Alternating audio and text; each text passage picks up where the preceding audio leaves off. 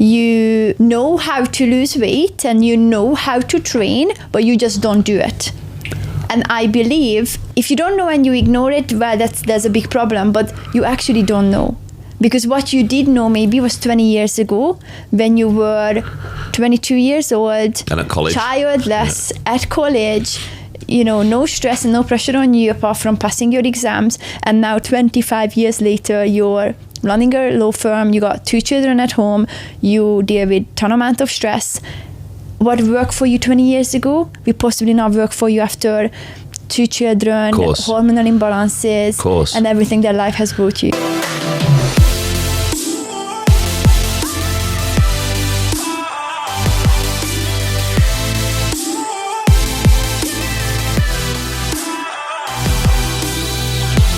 Alphas, welcome back to the show. My name is Andy Naylor. I am CEO and founder of Naylor Body Design and host of your Optimal Alpha podcast. And for those of you who are not listening on a streaming service but watching on YouTube, you get to see us and our pretty faces. If you're watching on YouTube, welcome into the studio and welcome back to the show, Agnes Kiss. Hello. How are you doing? Good. How's things been? Yeah, very good. Excellent. So Agnes was here on the show, I think for our 100th episode, which is a few back. We spoke about sleep, didn't we? And we had loads of other things that we were supposed to talk about.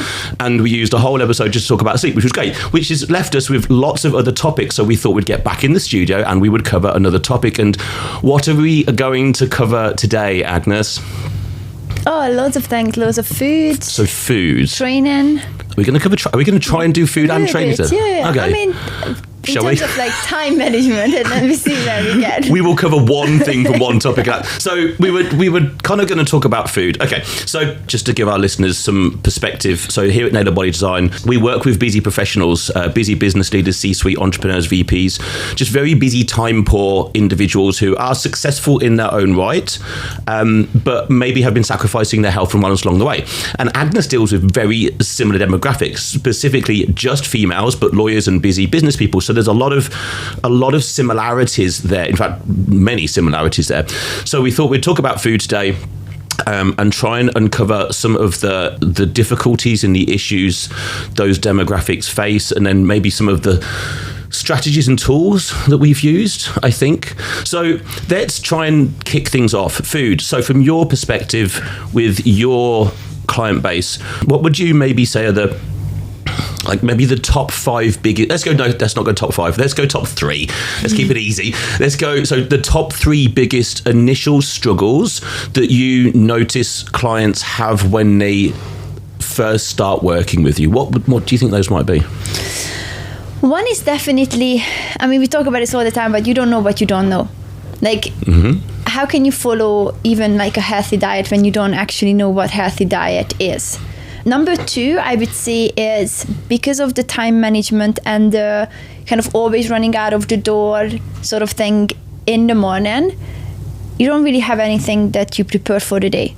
You will pick up your breakfast from Starbucks or, some coffee shops, and then, lunch again from kind of wherever, and then dinner is just whatever you find possibly on your way home and so on. And number 3 is not eating the right food to nourish their body and to feel at their best in terms of their focus, in terms of food choices. Quality food. So we've got not knowing what you don't know, which is, we'll cover that. Time management, which I think is that becomes travel, that becomes all sorts of things, and then actual quality of food. Okay, so let's go back to not knowing what you don't know. What do you think? Is that in a case of, say, obviously for us that might be something like the technicalities of calories and macros and I guess the science kind of side, but do you think it's even more fundamental as, we're working with people who are probably 40 plus, and I don't know, I know that I wasn't, so I'm 45, so I fit in that demographic of age. You don't. You're only 23. But I certainly wasn't taught what food was when I was at school. I don't know what it was like in the States, but certainly in the UK, I don't remember being told what good quality food. So you're supposed to then learn from your parents. So then behaviour breeds behaviour, but the generation before us probably knew even less about food. In fact, that would be the generation that were told that if you eat fat, you get fat. That's the sort of, so each generation that we've come down, I think there's more knowledge and understanding. where do you think they struggle? Where do you think they struggle specifically in terms of knowledge gaps? From your point looking in, knowing the answers, what would be like the most common? It's even a myth, isn't it? I guess it's a misconception. I'm eating healthy, but I'm not losing weight, but I'm eating healthy. Whereas we could then say, well, the not knowing something is it doesn't matter how healthy you eat. You could probably both get someone to eat the healthiest food on the planet and make them fat very easily. Yeah. Do you think that's an unknown area for them? Do you find that a lot? Yes, and it really depends on the goal. Like we're talking about people who genuinely wants to feel better, wants to feel more confident, wants to wear a nice dress for summer parties and eventually lose weight and build a different shape. You can't build a different shape, you can't lose weight if you don't know what you should be eating. And this is when, like as you said, we see, and actually I see a lot of women like, I don't need carbohydrate, I don't need this, I don't need that because it's bad for me, because it makes me fat. When we know it's not the case. Yeah. Eating the right amount of macronutrients, eating the right amount of calories will dictate if you're losing weight or gaining weight. And like you said, you can be eating the healthiest food on the planet, you can still gain weight. Of course. If you're overeating. Yeah. The things. Do you still get, and this isn't to poke fun or point fingers, do you still, because I would say someone saying that eating carbs makes me fat, specifically from a female point of view, so eating carbs makes me fat is nearly on the same level as training with weights will make me they're a similar level of misunderstanding or just long-term myths. So do the females that you work with still have a hang-up over carbohydrates specifically, do you feel? Yes, and this is interesting because I had a conversation with someone yesterday about even just like training. And she was like, I'm following this lady, whatever her name is, doing her training programs. And I'm like, I never heard of her. The video is like 25 years old.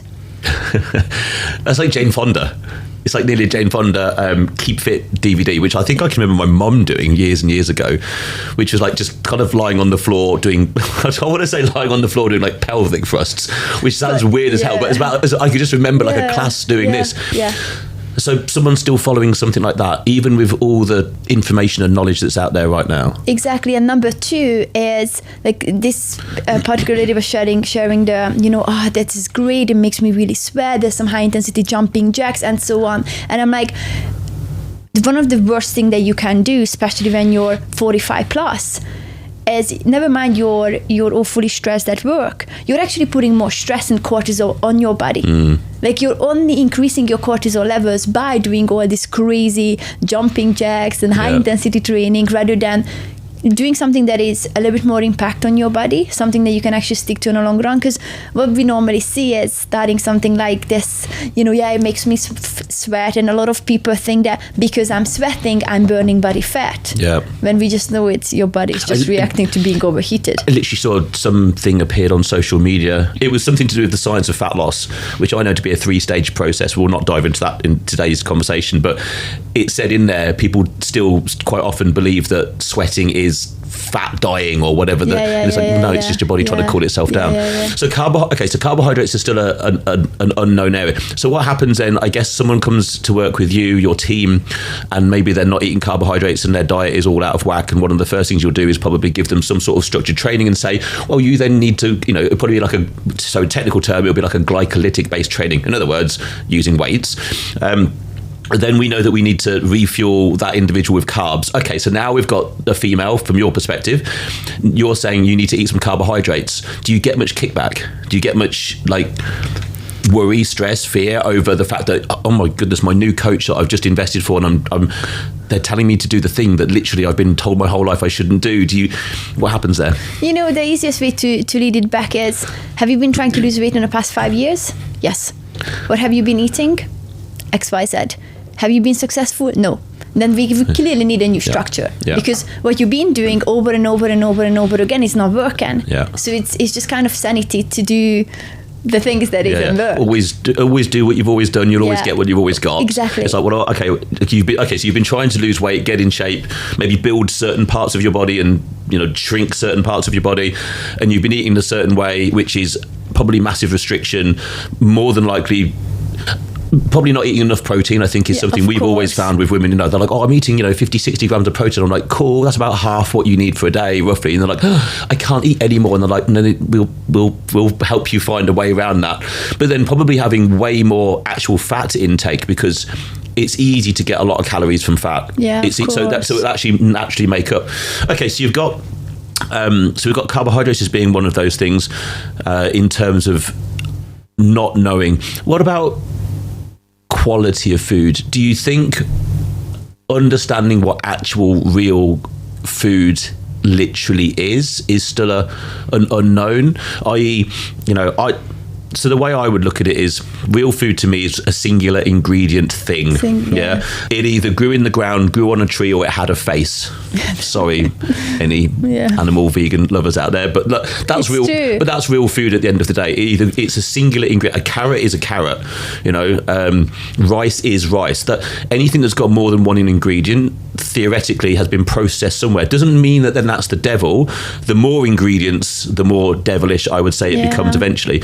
So do you think, talk to us about that? Do you get still a lot of individuals coming in and saying, well, I have a, we hear someone saying, I stop by a given fast food outlet and I have a breakfast burrito, and some of them will believe that they will make the healthier choice of the breakfast burrito and believe that that's a healthy choice of food. And I'm sitting there thinking, I can't quite fathom in my mind how you have got to a point of being 47 years old, being really successful in business, you've got a family, and that's what you think is healthy. Do you get the same? Yes, and it's also when you walk into any of these, not necessarily like a fast food place, but even like supermarkets, you know how many times you see things that's healthy, labeled as healthy, labeled as high protein, and we know that when you read the label, that's not even high in protein. That's actually an average, but because of the marketing and because of being advertised on television or wherever, it's easy to believe that, oh, this is healthier for me. Like these burritos, you're so correct. Or even, when someone is trying to tell me that, oh, having egg muffin or McMuffin, whatever, from McDonald's is healthy. And I'm like, it's from McDonald's. To start with. It's literally the opposite end. And you also notice, certainly if you go into a supermarket or grocery store for our American friends, is what's at eye height. There are strategies, I think, in terms of supermarkets. When you walk in, you normally always walk through fruit and veg first. And there are reasons why that is, and I'm not quite sure what it is. I'm not sure whether it's to get that section out of the way, because if you were to look at a supermarket and the amount of food that's in there, and then if you were to break down the shelf space dedicated to fresh and then against packaged, there's I don't know what it is, but I'm trying to picture. I would say it feels like it would be at least 80% packaged stuff that can stay on a shelf for a long amount of time. In other words, would end up being more profitable. And then anything fresh, which is 2-3 days, it must be in a supermarket and it's through. I can think it's 20%. I can think of a Sainsbury's back in leafy Leicestershire, where in England, where if I'm going home, that's where I would be.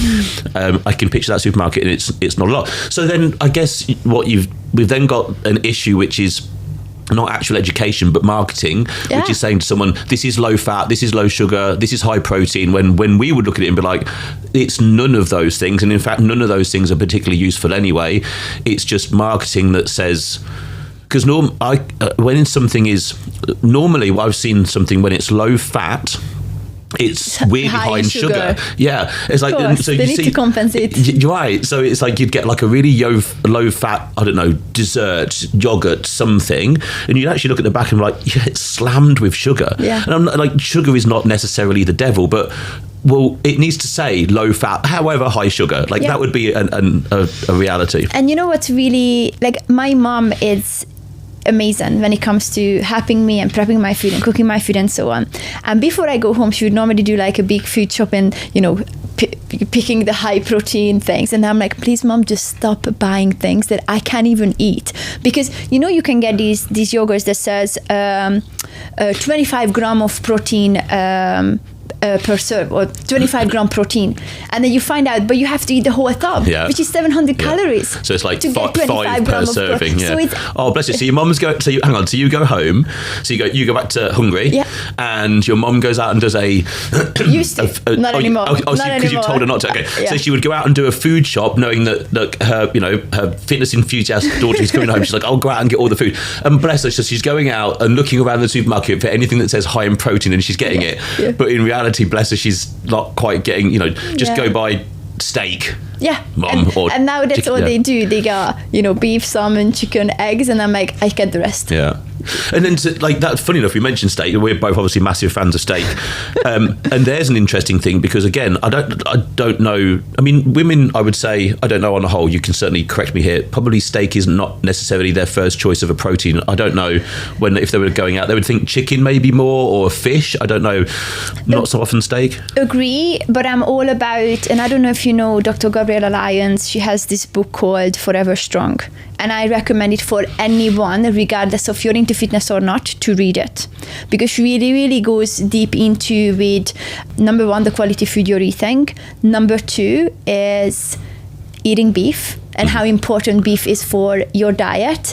And it's not just because of the protein, but every other, micronutrients in it. That you can actually get. So I do push, and I actually do mention it to my clients, that everybody should be eating beef 2 to 3 times a week minimum. Yeah. And so here's the funny thing, which is the amount of people we speak to, and whether you get the same, is, I don't eat a lot of red meat anymore. And I'm like, okay, why? Yeah. And they'll be like, and they won't be able to give a thorough answer, but it will be something to do with it's cancerous.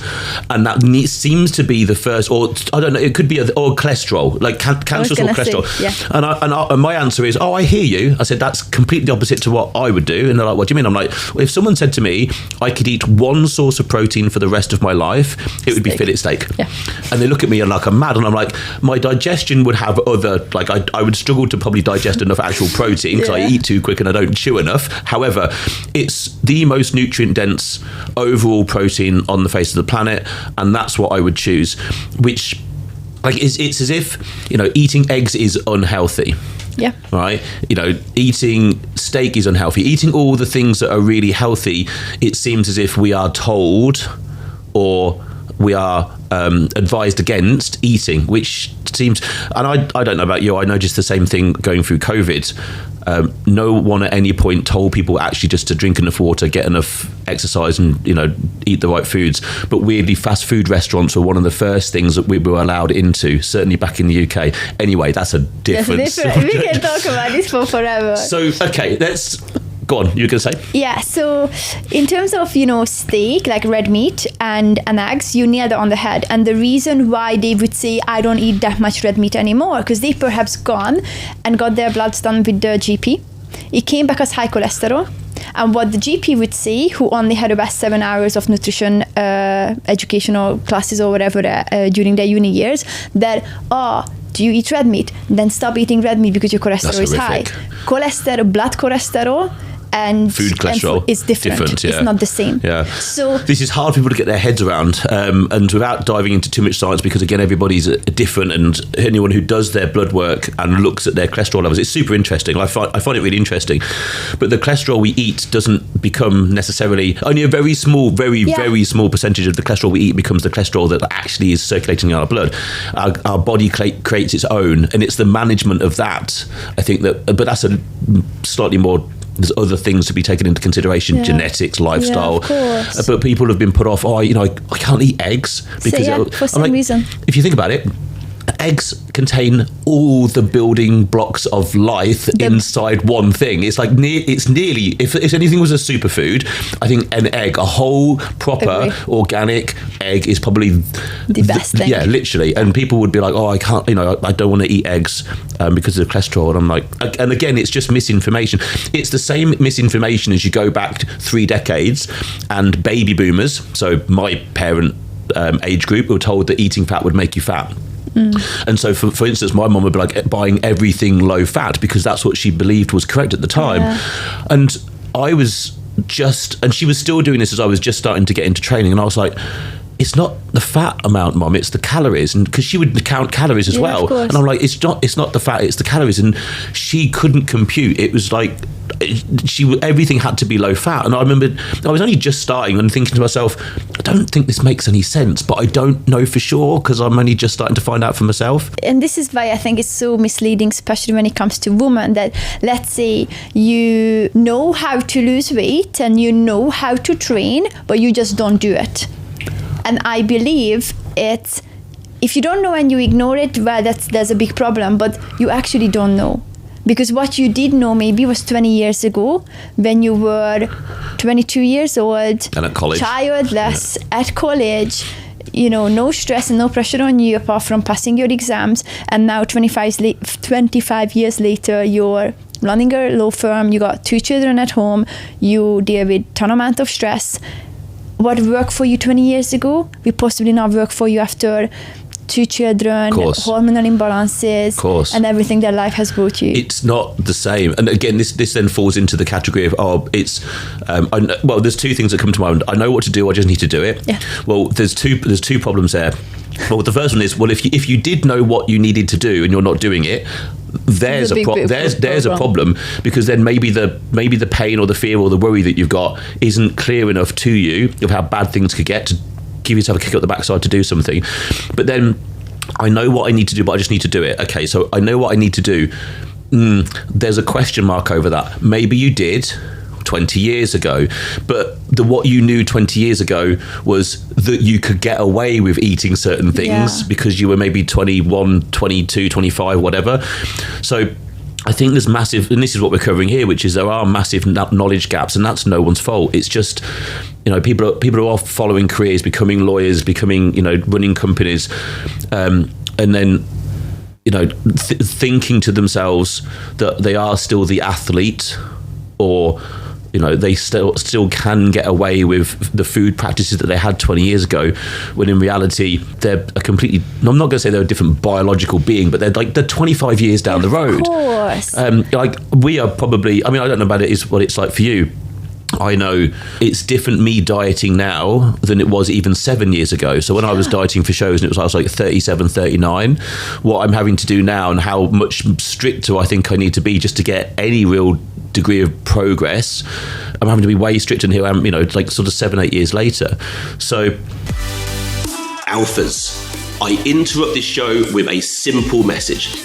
This show is here to benefit you and your progression to the best version of yourself. But not only just you, it's also here to benefit the people around you, your loved ones, your friends, other alphas in your vicinity. So why not do a really cool thing today? Something that I would thank you for, and maybe someone else would. Share this podcast with at least one other alpha out there who you know would benefit from it. Why not share the information, share the ability for someone else to grow? I'm sure they would thank you. I 100% would absolutely thank you. This podcast only grows by our listeners, our followers doing amazing things like giving us 5-star reviews, downloading podcasts, subscribing, and then of course sharing it with other people. I thank you from the bottom of my heart. Share it with one person, and of course drop us a 5-star review, download the podcast, and of course subscribe. And now back to the show. So let's jump on to another subject, which was, I think, the second of the 3 biggest problems, which is time. Yeah. So talk to us a little bit about that. What is it? What specifically for your sort of client base is the biggest time squeeze concern? One, their diary is already full. Like, you know, all my clients, you know, back-to-back meetings, and this just, I believe a lot of people will just hope for, oh, if I have time this afternoon, I do a workout. It doesn't work like that. You book it into your diary or calendar, and you treat it as an actual appointment, as an actual you going to see a client. Because if you have a doctor's appointment booked in, you're not going to cancel it. You're not just gonna, oh, by the way, if I have time this afternoon at 3 o'clock, I go to the doctor's.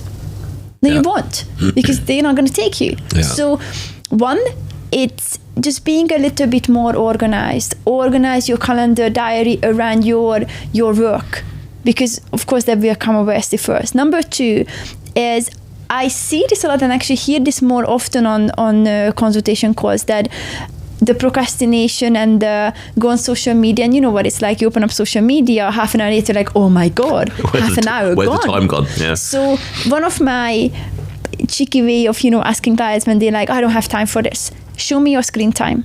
That's all I want to know, and I just want to see your social media use. Get them to share it. Yeah, because you can get a warning. Actually, you don't you?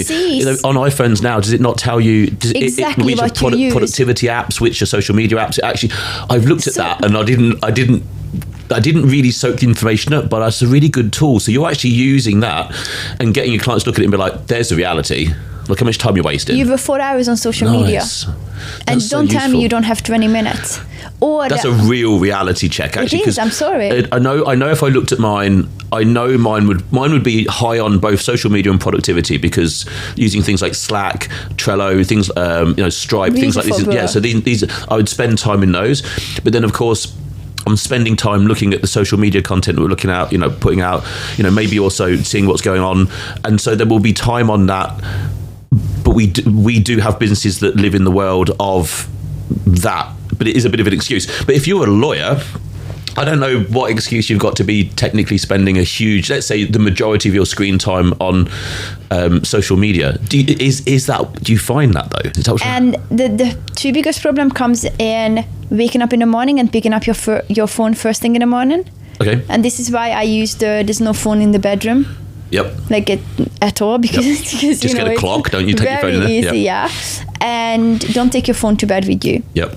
Because this is I believe with my clients, the two biggest time when they would be looking at their phone first thing in the morning and then last thing at night. Yeah. And first thing in the morning, imagine how easy it is to scroll for 30 minutes.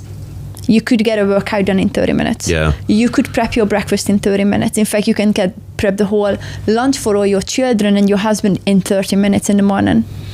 Time is one of the biggest barriers for someone even wanting to start a program. It sounds great. The program looks great. It clearly works. I've seen the recommendations, but I don't have enough time. And my answer is, yeah, everybody says that. Yeah. Everybody has said, I don't have enough time. You're not a special snowflake. You're the same as everybody else. Everybody is time poor. However, we use the old analogy, which is, yeah, we've all got the same 24 hours in a day. It's the same old thing. But it's true. It's like, so it's not time. It's them. If something isn't getting done, it's just that thing has not been put up the priority list. Yeah. Now, it's not for me or you or us or any of us to tell someone else what their priorities are. Exactly. However, someone then can't moan about the result they didn't get for the work they didn't do. Yeah. 100%. In other words, well, you've got all these things up here, and yes, work, and yes, family, but then you've put Netflix and you've put this and you've put that above prepping your food or doing your workout. You just got your priorities in the wrong order. It's not now time, it's now priority list. And again, that's an interesting, I guess, thought process to have someone go through, which is it's like doing a time audit, which is not whoever does a time audit on themselves, but it could be really useful to do something like that to sort of go, well, it is easy to be on social media, and because social media is literally designed to keep you on the platform, and take away. So time, I think the time. Then let's say we've got people who aren't particularly active on social media, because we have got clients who will say, I'm on no social media except LinkedIn, which is funny enough where we found them. And so we've removed potentially that, but then we've got the time of, there are some people I know who are, business owners who are working top to tail of the day. Yeah. So they are time stretched. What strategies are you putting in place with your clients to help the ones who genuinely, are wearing all the hats inside their business and actually time poor?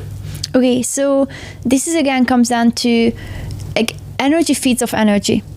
The reason so many people are working 10-12 hours a day, because they're not necessarily going to be focused for 12 hours a day. So they are busy being busy? Exactly. Okay. And it's very easy to procrastinate and push back. I have to start training next week. And your work is never going to change because you always work 10-12 hours. Yeah. So it's a difficult cycle though, right? And you know this. If you don't train in the morning, you can just sit down and work and never stop. If I don't, I get up, I wake up at 4, which is, I'd like to sleep a bit longer, but I wake up at 4. My day starts early. The first thing I do is basically go and train, because if I don't do it, then once I've started eating, my training will be not as productive for me personally later in the day. But once I start work, You don't stop. And I'll get a small window of time because we're here in Dubai. Most of my team and clients are the other side of the world. It's probably exactly the same for you. Yeah, so you get a little window of time in the morning where you can work on project work, do deep work, because that's quite precious time. The moment the team get up and clients are becoming around, that's it. I could then be working till 9, 10 at night. Yeah. And so I think and time can be a problem, but then it's just management of time. And this is when I would say to everyone, get your training done first thing in the morning, even if it's in your pajamas in your bedroom. Seriously, because just get it done. The moment you get it done, one, you're going to feel so much better. Two, you're going to be so proud of yourself that you already did something. Yeah. And you're not going to find time for the rest of the day. Yeah. Like I really do have clients who has their calendar booked back to back from 12 o'clock till... Is this... I want to say that I think there's a book around this. In fact, I think there's a book and we saw it at a bookshop the other day. Is it Eat That Frog? Eat the Frog. Which is just the idea of do the. I haven't read the book, but I've heard the idea of Eat That Frog being get up in the morning and do the thing that is either the thing you don't want to do or the most important first thing in the morning. Get it out the way, which then would give you a release of dopamine because you're getting a reward for having done something, which means you've just started your day in the best way possible, and that has to cascade into. Which is I need to read that book, but I guess that's that book summed up in one go. Right? Yeah. So other areas that we wanted to cover specifically for our demographic. So some of the things with travel's probably a good one. Do your clients tend to, as lawyers, are they traveling a lot, like plane travel? Talk us about a bit about that. Conferences, business trips, all the time. Okay. And again, it's when you have a plan, it's easy to follow. Because here's one thing I hear very often. I started this new training program, but I went away for 2 weeks for a conference, and now I need 3 weeks to get back on track, but by the time I get back on track, I'm away again. And this has been the past 10 years. Stop. Yeah, exactly. Sure. So this is why you need something that is personalized to you and to your lifestyle. Yeah. This is why we work around clients, and clients don't work around us. What can you do? If you're away in a conference, more likely you're going to be in a hotel. Yep. These conferences take place in a really nice hotel, where I believe 99% of the time you will have a gym, you will have a spa, and you will have a swimming pool as well. So can we get a gym workout done twice a week for 20 minutes in the morning before your conference starts? The answer is always yes. Of course it is. Because if the answer is no, it's like, I don't believe you. Yeah.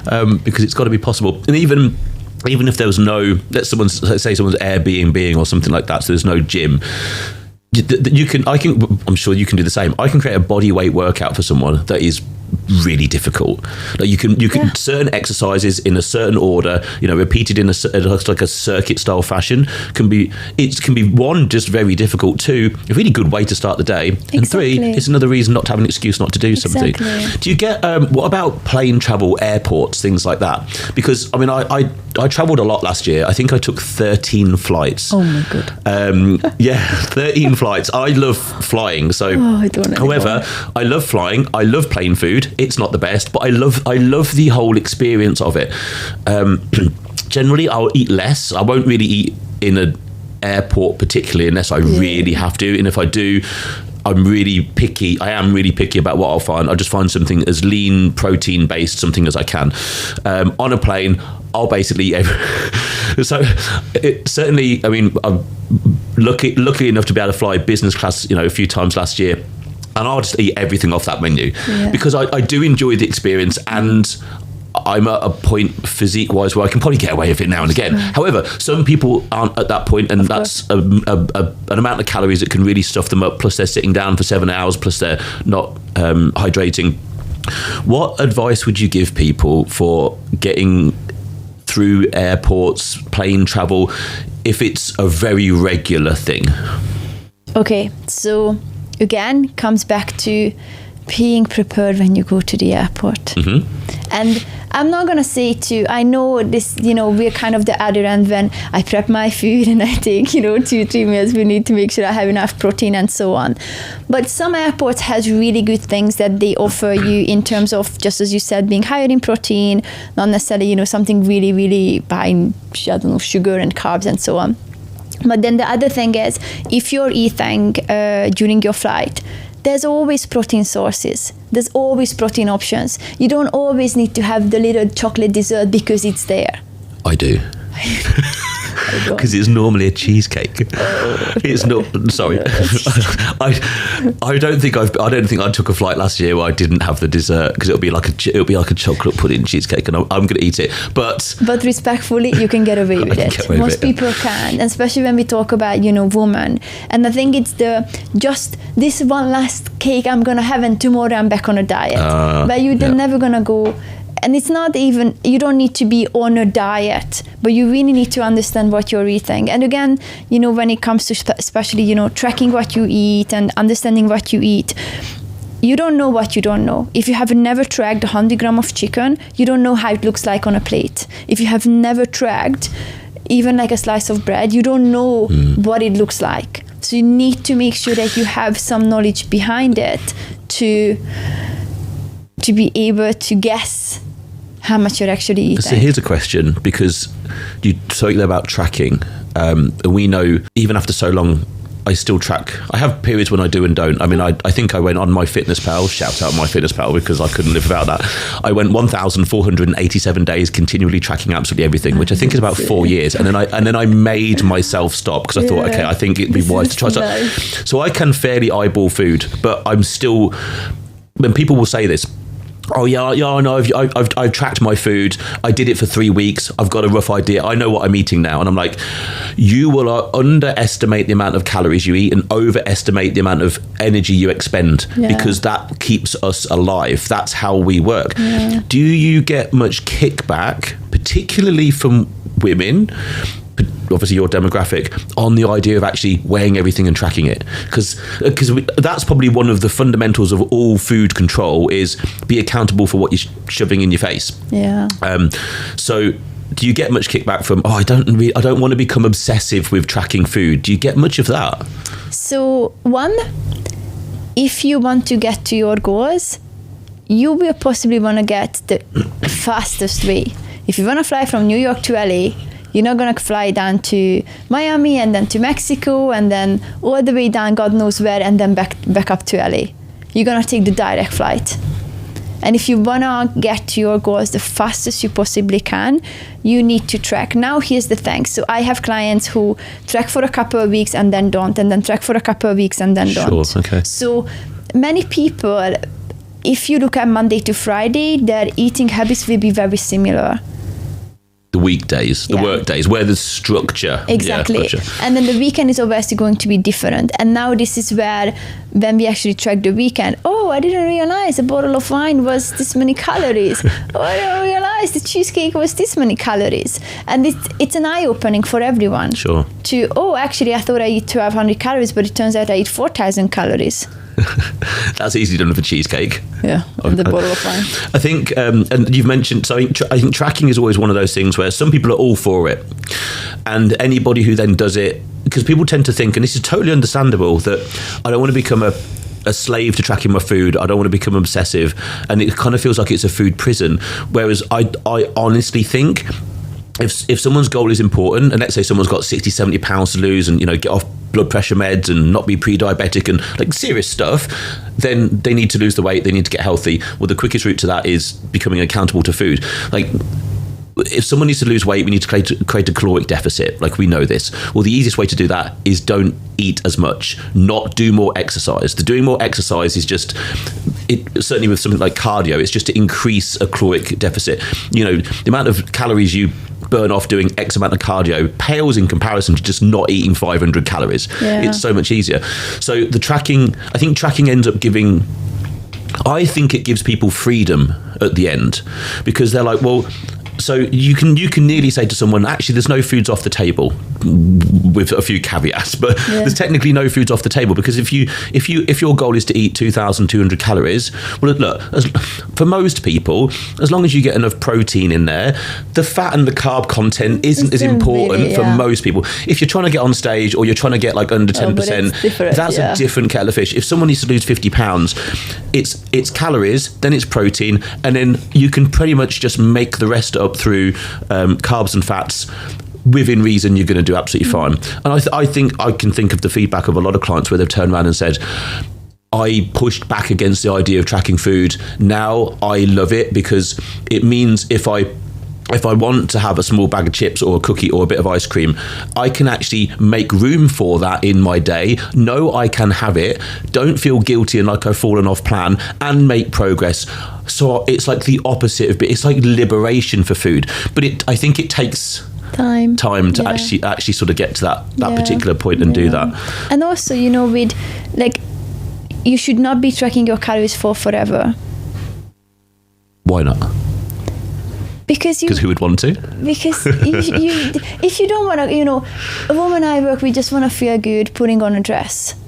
They want to feel good going on a beach holiday. They don't want to get on stage. They don't want to be lean. They just genuinely want to feel good, want to feel a bit, stronger, more toned, and so on. And if you, like most people will be eating very similar food on a day-to-day basis. And the moment you understand how much you're eating, and if you track for 6, 8, 12 months, that gives you enough understanding on, okay, how can I stay in this shape? Yeah. And then eye-opening as well, just as you said, wait, I can actually eat cake and I can actually eat ice cream and I can actually eat my cookies and still lose weight. Yeah, of course. It's a no-brainer. Yeah. But I think then that goes against, that's that not knowing what you don't know. Yeah. Because someone, thinks, well, I can't eat bread because it makes me fat. It's like, well, no. Like maybe you can't eat bread because maybe it just doesn't agree with your digestion. That's a different thing. That's different, but if someone says, if I eat bread, I get fat. It's like, no, it's maybe the amount of bread. Yeah, how much was it a loaf? Did you go and buy like all of the loaves and eat all of them? Like that's a different thing. But it's not that one food is going to ever make someone fat. I think that's something that is, I still hear that, if I eat pasta, pasta makes me fat. It's like, well, no, it might bloat you. And maybe pasta in itself, you can eat a lot of it. So maybe you wake up the next day and you've still got, half a ton of pasta sat in your gut and you're up 3 pounds. That wasn't 3 pounds of fat. It's just gut contents because you haven't digested the pasta. So I think food choices there can be super, super important. Okay. So one, saying that average is a poor goal and I'm doing okay for my age. So slightly more of a goal setting side of things, which obviously feeds into all of this. We hear this a lot. I'm doing okay. So first of all, I hear I do okay for my age. Or, when I look around at people who I work with, I'm better than average. And I think both of those are horrific. These were your particular things you read on. They're awful because first of all, average around the world in terms of health, wellness and longevity fitness is bad. Yeah, of course. I was doing some research for another project. I forget the million numbers. It was something like 77 million. It's something like either 77 million or 90 million adults in the US are overweight, and then it's something like 77. So was it 90 million are overweight? 77 of those are obese. Basically, it was 42% of Americans are obese. That's shocking. 42. Sorry to pick on our American friends. It was just happened to be the stats I was looking at. I don't know if it's the same anywhere else, but I think most of the Americans I speak to go, we know this. It's a problem. There is an obese epidemic. So in other words, going after being better than average is awful. Yeah. It's like saying I want to be good. Well, good is the death of great. Yeah.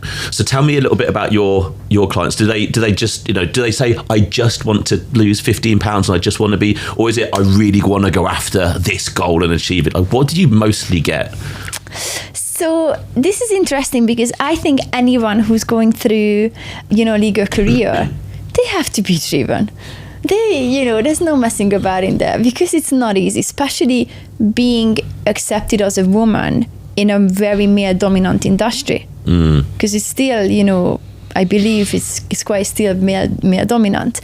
And, from their side, what actually is holding them back from losing weight, getting into a better health routine is that the perfectionist mindset. Okay.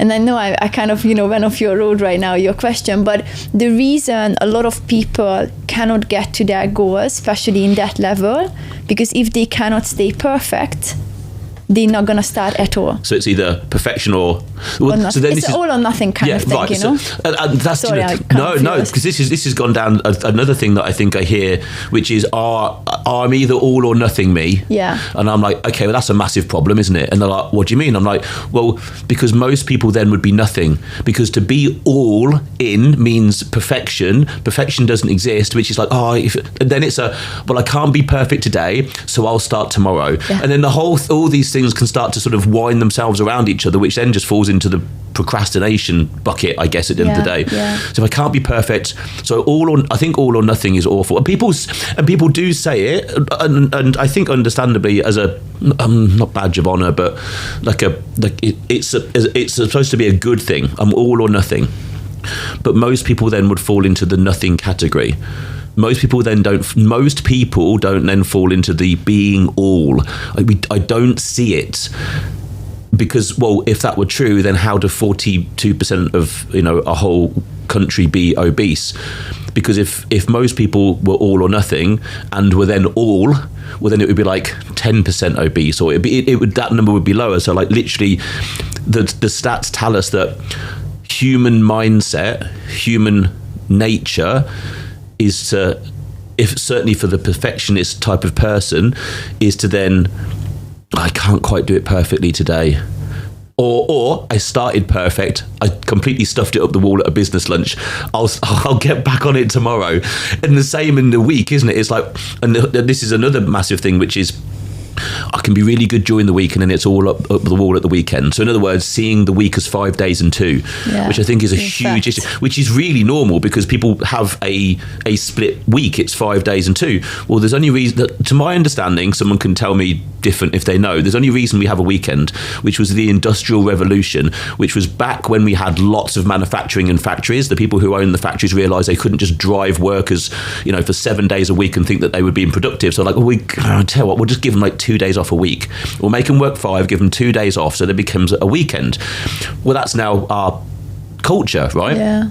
So, but then people eat completely differently at the weekend because I think, as you mentioned a little while ago, people have way more structure in their working week. That structure completely changes at the weekend, and people are all at 1s and 2s and can't work out what they're supposed to not be doing, and generally socialise more. Yeah. And and also add in I've got all my steps in this week. I tracked my food. I didn't overeat. I didn't go in the cookie jar. I deserve something. And it's like, yeah, you deserve to make some bloody results, to get some results. Not deserve to go and overeat, drink some wine, change your sleep patterns, and then be like, get to Sunday night and think, I feel really sluggish. No worries, because guess what? Back on track tomorrow. Back on track tomorrow. And then around in the cycles we go. So again, I think of the list that we had, we covered about 20% of it, but hopefully for anyone listening, watching, there's just some insight from both of us with regards to, I guess, the food side of things, what the sorts of things that we hear on a regular basis, because that's what we've just talked about, what we hear on a regular basis, the genuine problems, concerns and challenges that busy people tend to find, and some of the excuses, quite frankly, because a lot of these things are also a lot of excuse based. They're limiting beliefs, they're BS stories that people tell themselves. They're the same processes that people are going through, and really one of our jobs as coaches is to try and come in and just snap people out of this way of thinking, because getting in shape, losing weight, living an extra couple of decades, it isn't difficult. It's simple. It is simple. I'm not going to say it's easy. If it was easy, again, we wouldn't have the epidemics in terms of health that we have. It's simple but not easy, but that's where having coaches, having support, whoever that might be, can make a massive difference. So thank you for listening. Agnes, thank you for being on the show again. I know we've left ourselves with still loads of topics, so I'm pretty sure we'll come back here next week. What might we cover next time? I think the other big topic was probably sleep. No, we've done sleep. It was stress, wasn't it? Stress. So stress again. So for busy individuals, I think stress would be the next one we're going to cover. So we're going to get that done. That will be out probably in a few weeks' time. So again, thank you very much for watching and listening, and we will see you on the next episode.